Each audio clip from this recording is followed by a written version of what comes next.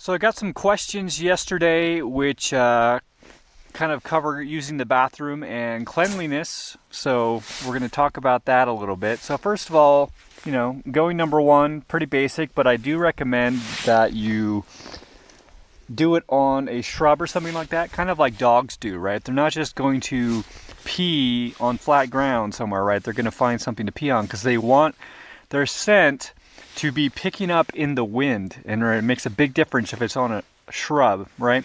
So animals don't want to be around humans. So if you notify them that there's a human around, then they're going to stay away. Yesterday, or the day before, someone was commenting how my flute playing is going to attract the bears, and it's like, no, it's going to make the bears go away. Bears don't want to be around humans, and usually if they do end up around humans, it's by mistake, right? They were attracted by the food and then they realize that there's a human there or something like that, and then they're in an awkward situation, and who knows how that's going to go. But if they knew that there was a human there all along, they probably wouldn't have approached. So anyways, if you can, when you go number one, put it somewhere where the scent is going to be in the air and spread it around your camp if you're going to be staying in that area for a while. So for number two, people generally think it is rude to just do that anywhere. So generally you want to be digging it down, though, most animals don't really do that. They just leave it on the surface. But, might as well, especially if you're doing it in a place where you're going to be hanging out a lot. You don't want it, around for you to step in and stuff like that. So if you got a way to dig, I've got my Cahlen monk spade here. Of course, you could just use like a little trowel, or you could just use a rock, right? And then for cleaning yourself up, if you don't have toilet paper or anything like that, you just use things that are around you. Sticks are good for kind of the first cleansing of getting larger elements off of yourself. So I say just make sure that you take the bark off, right? And you can find wood that's nice and smooth, and you can use that. And if you find a good piece, you can just reuse that thing or even wash it and then reuse it. And then leaves, if there's leaves around. There's no leaves where I am. Yesterday, just juniper, right? This looks like it would be kind of uncomfortable, but it really wasn't. So anyways, you can also just use water, right? So sticks and water and leaves is kind of the traditional way of doing this type of stuff. So it just takes a little bit of getting used to when you've been using toilet paper your whole life. So then someone also asked, how do I basically keep my clothes clean, and more specifically the underwear? So for those of you who've been watching me, you already know this, but I think there's some newcomers who may be shocked to hear that I haven't bathed or washed my clothes in 9 months, right? Since June, basically. And the key to that is having wool as the base layer, and then basically using the sun to clean your body and also to clean your clothes, right? So leave your wool clothes out in the sun, and that will disinfect them. And then also eating cleanly food and not eating toxic stuff, which is going to be pushed out through your skin. Anyways, this person was specifically asking about underwear because underwear and socks are the two things that you may have to wash every once in a while. And I will basically heat up a little bit of water in my solar oven maybe once a month, right? And then dip my socks or my underwear in there and kind of just move it around a little bit, and then I'll leave it out to dry in the sun. And that's basically all I need to do, right? So even in the winter, like when it's summer or spring or fall or something like that, I'll basically put my clothes out to air out almost every single day, because I'll usually end up not wearing anything while I'm sitting in the sun, right?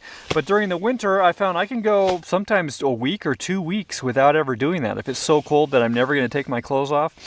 And it never really becomes too much of a problem as long as I don't let it go too long, right? So if you do have to let it go too long, you may have to actually use the water and dry in the sun method. Okay, let's take an inventory. My battery bank back here is charging in the sun, and it's almost out, and my phone is basically full. And basically I find that I am on a net negative, but that's just because I'm using my phone basically constantly all day. I've been working on the servers and making multiple videos every day, so, and listening to stuff. So anyways, here's the food situation. This is day 4, right? And I guess day 3 of eating out here. So this is about, I'd say 2/3 full, maybe a little bit less than that, 3/5. And then this was only about 2/3 full when I set out. And this is about 1 day's left of chocolate, but I'm not even too excited about the chocolate today because I ate so much yesterday. And then the water, this is soaking the rice and beans that I'm going to eat today, right? And this is most of the water that I have left. And then this is about this full, right? So that's all the water that I have for today. So I think if both of those containers were totally full, and if I was tempering myself a little bit, you know, maybe not eating so much chocolate or having just coconut butter in that container instead of chocolate, so I'm not as tempted to eat so much, that those containers could easily last 7 days. So that's good. And it's good to know also in my, basically I can carry about 2 liters of water in my plastic bag. Right, I have a plastic water bag, and then in my titanium water bottle, probably about 1/2 liter. So about 2.5 liters of water seems to go about 2 days.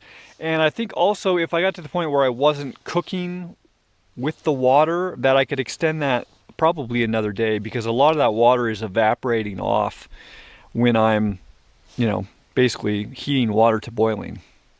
So I went and got some stones. Can you see them? Yes, here's one. This one I just picked up. And I'm thinking of making a little fire pit right here next to the bed. And I was carrying this over here because it was probably 30, 40 feet away. And I had it in both hands, bare hands. And, you know, it was 20 degrees this morning. And, you know, I'm 98.6, and this rock is probably close to, you know, 20 degrees. And basically, when you actually touch something, right? There's always this flow of energy out of you if you're warmer than what you're touching. But with air and stuff like that, that drain is very slow. But if you touch something like a rock, right? It's like conductive material. The drain is very fast, and you feel the energy, which is your life, being sucked into that rock, right? So that feeling, we all know that feeling, right? And that feeling of cold, because cold is the movement towards death or the loss of life, right? When you're dead, that's when you're the coldest. And it's largely because you're cold, or it's very, at least correlated in a causory way, temperature and life status. So anyways, I just think that's important to point out. I think, and also, you know, it's something you can think about it philosophically. So, okay, let's experience holding this rock. Let's experience what's happening here and recognize what is happening here. And you are actively losing your life into this rock. And it's not to a dangerous point, and you're going to be able to make it back up, right, through various means, through breathing or through eating or something like that. But you can still experience that process, right? And look at it and go, what is this? What is this feeling, right? Because generally we associate that feeling with badness, right? Coldness is bad. It's bad to be cold, right? So, but then get into a non-dangerous situation. You're holding a very cold rock and experience a intense sensation of losing that energy. And ask yourself, is this really like a terrifying, horrible thing, you know? And, you know, I'm still asking myself that. I still haven't answered that question, but it's like, you know, we're all going to die. We're all going to get all the way cold sooner or later. And so it's going to happen. So it's just like, you know, maybe get familiar with it. Put your hand on a rock and feel it and get like, okay, what would happen if I went all the way cold, right? Take this feeling of this rock, which is pretty intense, and then be like all the way cold. So anyways, I don't know, man. I don't know the answer. I just thought it was an interesting thought. So I'm setting these rocks up to have a big back wall here, and then I need to have kind of flat surfaces. Doesn't have to be perfectly, but also ideally level, so that when I get the titanium thing, the grill, then it will, be fairly level going across, and the fire, of course, would be underneath. So I think I might have to bring these things together. I think it's, the grill, well, it's like a medium-sized grill, I guess. So anyways, then I'm also, so for the fire, I'm thinking I'm going to kind of cross things, right? Like this, kind of with a A-type shape coming out this way because it's smaller, right? So I can start a fire right here and it'll burn back. So that's what I'm thinking for starting this thing. Basically what I'm going for is simplicity, because when I get to a new place, I don't want to have to do a whole lot of work to get to a system, which I think really works for me. So I think 3 rocks is probably a good minimum, and then a crisscross pattern right now seems like a good place to start. But if you guys got ideas about that, let me know. So that's kind of what I'm thinking. See, crisscross, get smaller, and then there's a little pile of like crunkled up things, and I'm gonna put the cotton ball. And now we're gonna light it with the electric lighter.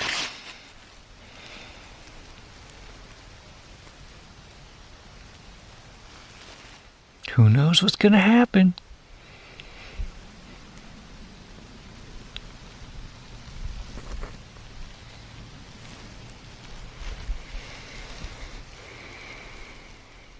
Should have pushed it back a little bit. I'll go ahead and do that. I'll allow myself that. There we go, right underneath those sticks.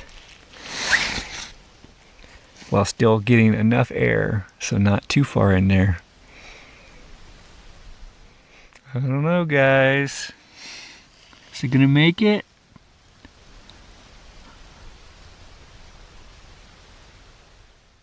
Taking bets.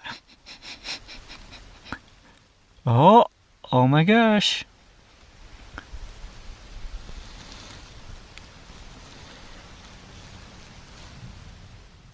That's pretty too, huh?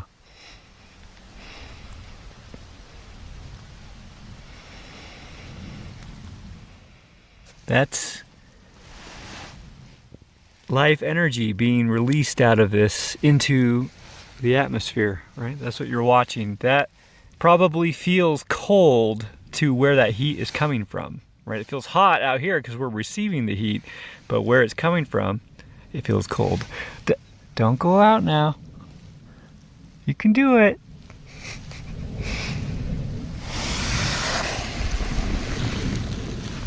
This is very dramatic. Oh, she really teased us there, didn't she? But she's looking like she's gonna make it. So I'm going to do an experiment. Normally with that fire starting, that's something that I would have sped up at certain points so that it would go much faster and you would not experience it in the real time. So what I'm going to do is I'm going to leave that in real time. And it's fairly long. So I'm curious what you guys think. Is that something that's cool to have in a video every once in a while, or would you rather I just skip those types of things along? So she's still going. We kind of get a visual representation of the process as well. The giving of energy, the entering of new energy into a system is light. It makes light and warmth and heat, right? But where it comes from, where the heat is leaving, where the energy is leaving, it's dark there, right? So she's going real good now, and the goal is to get basically coals, which are fairly hefty, that have a lot of volume to them, kind of spread out on the bottom here. So we need to start adding bigger pieces of wood, and then that's going to be the goal, to be burning big pieces of wood as quickly as possible to be able to create that bed of coals. Or so I assume. It's not something I do all that much. I do want to say that this is pretty... There's a really cool feeling to doing this, right? This is all, I didn't bring any of this in with me, right? I did bring the lighting tools, but I could have even got tinder from around here and just had like my ferro rod, right? Which is like a little magical tool. You should totally have one. So anyways, the idea here is, of course, the coals, but also kind of the reverse of what we were talking about with me putting my hand on here. Is we're trying that this is the reason it sucks so much is because it is so cold and it can hold so much energy because of how dense it is, how much matter is here. Well, that also goes both ways. That means it can hold a lot of high heat energy, right? So this could get really, really hot and it would hold a huge amount of that heat, right? So we're like, basically, these are batteries and we are charging our battery with the fire. Also, the sun's doing a little bit of it, but the fire is going to do a lot more. And so as it gets later into the night, these things are going to hold their heat, right? And so especially that's why we have fireplaces, right? It's basically a giant heat battery which is radiating slowly over time enough to keep your place warm. So it is Sunday, I think. I guess every day is Sunday. If you really understand what's going on here. So it's Sunday, so I thought it would be good to point out, where is this energy coming from? Right? Well, that energy is coming from the wood. Where did the wood get its energy? Well, it got it from a lot of places, but it mostly got it from the sun. So all this is like sun energy, which has gone through a very complex magical transmutation, right? It's like electricity flowing through a wire. It went through the whole lifespan of a tree, right? And so the sunlight now looks like a fire, right?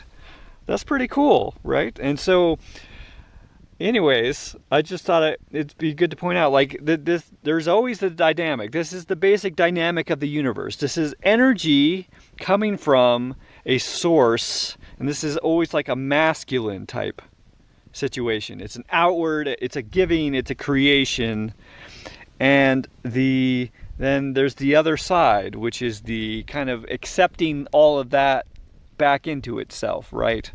You're born and then you die, and a lot of people think that you die and that's it. Well, these are ups and downs. This is how the universe flows, right? And life never really goes away. So anyways, that's my Sunday sermon.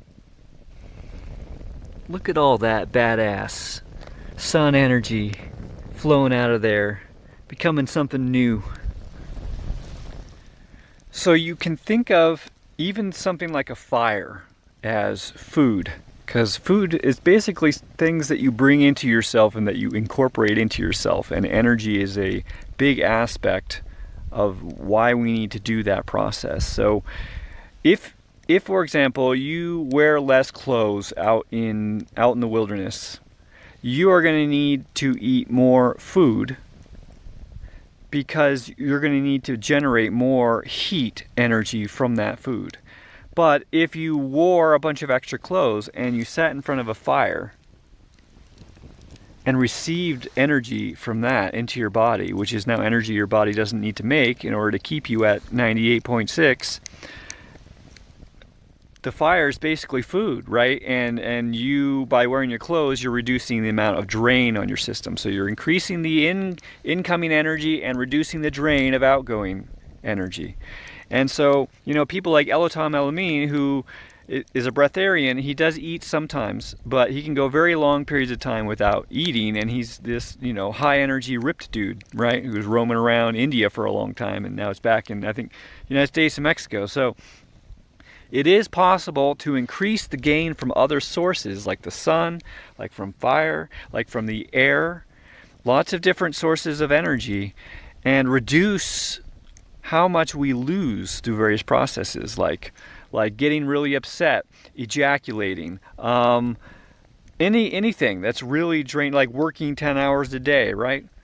Those are all huge drains, right? And then increase the incomes. I sit out in the sun all day. I'm getting direct. It doesn't have to go through all those other processes. It's pure, pristine, right? It's the good stuff. And then, sitting by a fire and learning how to breathe through meditation, and also improving the flow of energy in the body so it doesn't get stopped in various places and it can flow freely. There's less resistance, right? That's an electrical term. That's a flow of energy term, is resistance. So reducing resistance in the body. So resistance is basically one of the drains. So anyways, that's just something to think about. I'm going to keep going on this fire. I think, did I show you I put 2 big pieces in there? And I think I'm just going to keep sliding them in until I get to the, right, because I can't really break these with my hands, and I would rather not have to even bring a tool. I broke all these really easily where they are. So anyways, I'm just going to keep sliding them in, right, as they burn. I'll slide them in, and the fire won't come out because it's sparse enough here that it would prefer to stay inside, right? So now next I'm going to be working on getting the coals up so that I can see if I can boil my rice, beans, and lentils on it. And you think we don't have magic? Look at this. Look at this. So I decided to put a front rock in too, you know. There's a reason people always have fire rings and they generally don't leave it open. So, you know, you are losing more heat that way, so you can store more heat in this, but also you're preventing, like in this area there's not going to be any forest fires, right? But, you know, it might be good to get into the habit of always having a complete ring, you know, just in case you do end up someplace that's susceptible to a fire. So I went ahead and pulled the pot out and put it on this rock because the rock is now actually hot, right? If I put it on it before, it'd actually be pulling heat out of the water. Well, maybe. I mean, it's still icy. But anyways, I think it's gonna melt and warm up faster here, and then it'll be over here for when we're ready to put it on the coals. And now I went ahead and put it on the coals. I moved this big stick to the side, so it'll kind of keep burning right up next to the side there. And we got a pretty thick layer of coals. I would think this is probably far beyond what we actually need to boil this water, but it's a good experiment. Okay, while that's heating up, I'm going to try a bit of winter foraging. So there's plenty of prickly pear cactus around here, and you can eat that, but you generally need to at least cook it to cook off all of the thorns. And you would do a bed of coals like I'm doing right now. So earlier in the year, I did actually try that, but that was back during a season where it was, you know, everything was wet and green, right? It was really healthy prickly pear. So now most of them are kind of a little bit shriveled and red, and then, you know, they'll get green again as we go into spring and summer. But I've always wondered what would it be like to eat one in its red state. So we're gonna pick one here. Okay, so this is kind of what I mean, you know. They don't look too delicious, you know. You know, that one, I don't know. Are you delicious? No, you're pretty hard and crispy. So I was thinking maybe this guy, let's see. He's a little hard and crispy too, but I think this is the best I'm going to get around here. I have found some in certain places where they're really nice and juicy still, but I would have to look too long. So anyways, I'm going to use my little titanium tongs, and I'm going to cut it. So I need both hands so you don't get a watch. Okay, I threw them on the fire here, you know, kind of on the edge, just to get some of his thorns burning. You can kind of see that process happening. You can see how I burned them all off on the right side here, and now they're burning off over here. So most of them are burned off now. Basically the idea with this is you really need it exposed to flames, not just coals, because the flames got to burn off all of the big thorns and especially the little ones. But these things are pretty hardy and they can take it, and once they're all gone, then you can more slower cook it on the coals. So we've got boiling water. Nice. So here's a way to kind of make a little makeshift pressure cooker, is to put some weight on the lid. It's still going to escape, but pressure really is going to build up in there quite a bit. Thing to keep in mind, well, first of all, the benefit of that is that you will lose less water and it will actually cook everything faster. Pressure makes things cook faster. But it is a little bit dangerous, because if the pressure gets high enough in there that it overtakes the weight of the rock, it is going to pour out of there, and you're going to lose a lot of water. And depending on how much pressure, you know, if you shot a giant rock off this thing, you might get that water so far splashing so far it gets on you. So that could be not so fun. Okay, let's take a look at this thing. It's pretty toasted on the edge, but I tried to make sure the edges here, because that's where most of the thorns, little tiny thorns that you don't like, are. Most of the life's going to be towards where it was connected to the plant, so in this area. So let's see if there's anything here. We're doing a little bit of surgery. Okay, so that looks pretty burnt. Pretty burnt on that end.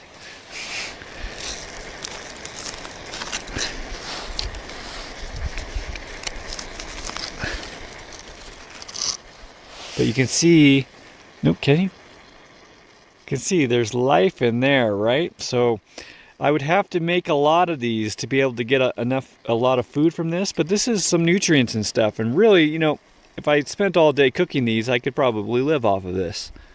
Open it up a little bit, and it's actually like kind of a fleshy, jelly, sticky type, thick substance, right? So that's all food.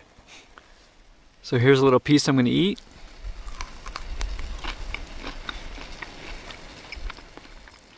It actually tastes good.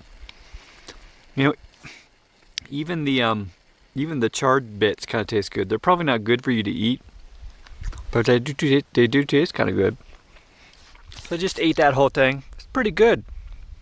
It's kind of like eating a little bit burnt bread, but you know, oddly satisfying, like feeling, you know. So that's a good sign. Again, I would be worried about eating all of that charred material, but also I do have a little tiny glockid right there, and right there, and right there. So a little bit hazardous. And now begins the final eating of the chocolate. I will finish this all off. I could not resist any longer. And that thing's still going, like it's keeping its pressure, and you can tell it's boiling inside, even though it's just been sitting on coals for like half an hour at this point. So those coals definitely got a lot of energy in them. It's so good. Look at it. It's just like, you think, what if this, Cahlen's eating food, that's not really chocolate. If you were to get a chocolate bar from a store, and then I would give you a piece from this and a piece from that, you wouldn't be able to tell me which one was the real chocolate bar. But this one's totally healthy for you. Unless you eat it too late at night. I started eating my rice and beans without showing you them. I just wanted to eat them so bad. They cooked real good. Didn't take too long. Here's the... Oh, can you see? I can't see what you can see. Right here. Okay, yeah. Still lots of heat there, right? That could have kept that boiling for probably several more hours, I would guess. So that's pretty cool. I put my water bottle on the coals, and it's already super hot, and you can hear it starting to boil a little bit. It'll calm down, but so I don't want to let that sit on there too long because it'll blow this lid, and I've actually lost an O-ring because of that, because it went flying off somewhere and who knows where. And also, if I was over here, I would get hit by it and all the water would get on me. So anyways, you got to be really mindful if you're going to leave the cap on tight.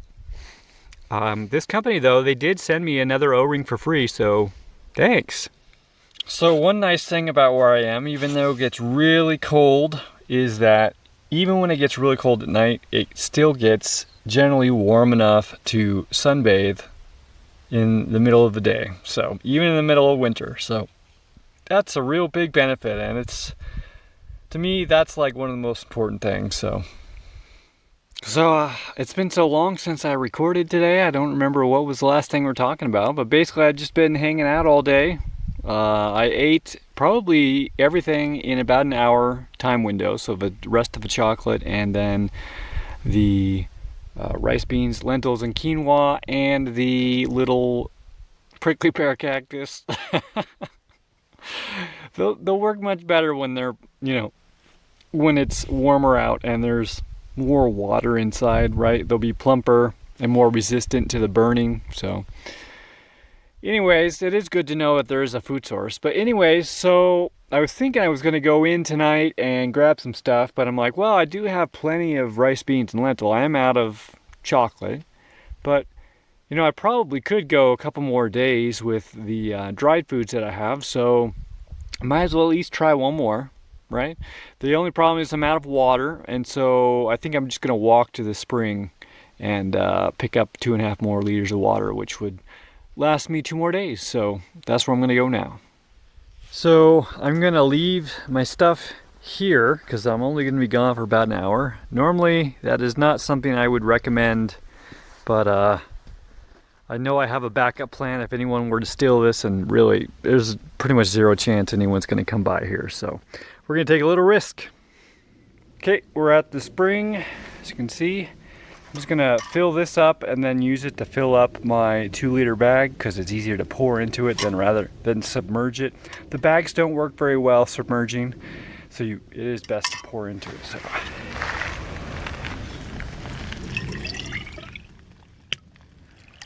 So here's the containers. This one's 2 liters. This one's probably about a third, no, maybe 2/3 of a liter. And then this is where the chocolate was, but because I'm gonna not have chocolate to eat tomorrow, I'm gonna cook 2 batches of rice, beans, lentils, and quinoa. And so I'm gonna soak 1 batch in this overnight, and then I'm gonna soak the other batch in the actual titanium pot.